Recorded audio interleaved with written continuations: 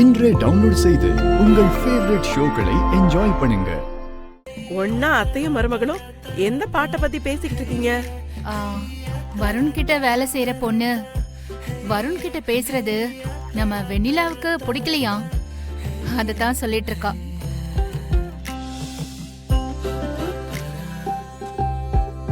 சரி, வருண் கூட வேலை செய்யற பொண்ணாச்சே, வீட்டுக்கு சாப்பிட வாமான்னு கூப்பிட்டேன். அது எப்படி நீங்க கூப்பிடுவீங்கன்னு என்கிட்டயே சண்டை போடுறா. கரெக்ட் தானே, பொண்டாட்டினா அப்படிதான் இருக்கணும். புருஷன் இன்னொரு பொண்ணு கூட பேசிக்கிட்டு இருக்கிறத பார்த்தா எந்த பொண்டாட்டிக்கு தான் பிடிக்கும்? கோவம் வரதா செய்யும்.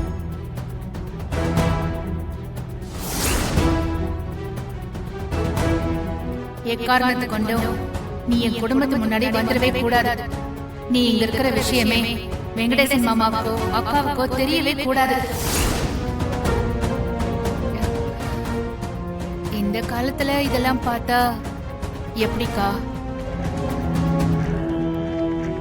ஒர்க்கர்ஸ், கஸ்டமர்ஸ் அவங்க கிட்ட எல்லாம் பேசி சிரிச்சு பழகிதானே வியாபாரம் பண்ண வேண்டியதா இருக்கு.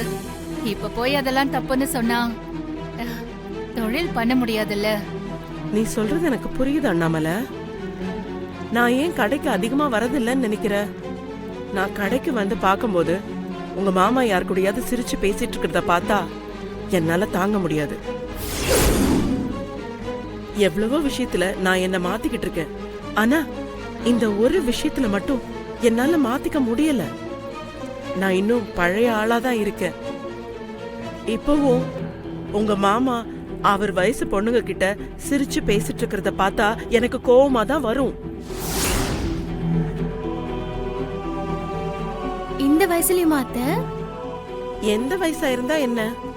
அவரு மேல எனக்கு இருக்கிற பாசம் போயிடுமா என்ன? இந்த வயசுக்கே உங்களுக்கு கோவம் வருதுன்னு சொல்றீங்களே, அப்போ கல்யாணம் பண்ண புதுசுல யார்கிட்டயாவது இப்படி மாமா சிரிச்சு பேசி பழகி இருந்தாருன்னா நீங்க என்ன பண்ணிருப்பீங்க? கொன்னிருப்பேன்.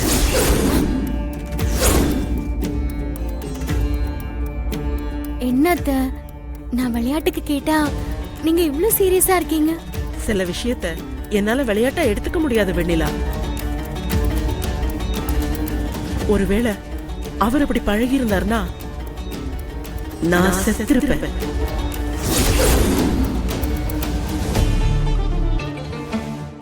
அக்கா, அவ விளையாட்டா தானே பேசிட்டு இருக்கா, இந்த பேச்சை விடுங்கக்கா. இல்ல அண்ணாமலை, இருக்கிற இந்த கொஞ்ச காலத்துல நான் பூவும் பொட்டுமா போய் சேர்ற வரைக்கும் என் புருஷன் என்ன தவிர இன்னொரு பொண்ணு கூட பழகுறாருங்கிறத நான் கேட்க விரும்பல. அவர் அப்படி இல்லைன்னு எனக்கு தெரியும். விளையாட்டா கூட நான் அப்படி கேட்க விரும்பல. அப்படி கேட்டா அந்த நிமிஷமே என் உயிர் என்னை விட்டு போயிடும்.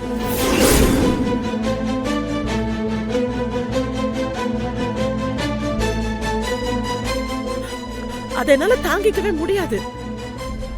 அத்தை, நான் விளையாட்டா தான் பேசினேன். இனிமே இந்த மாதிரி பேச மாட்டேன் அத்தை.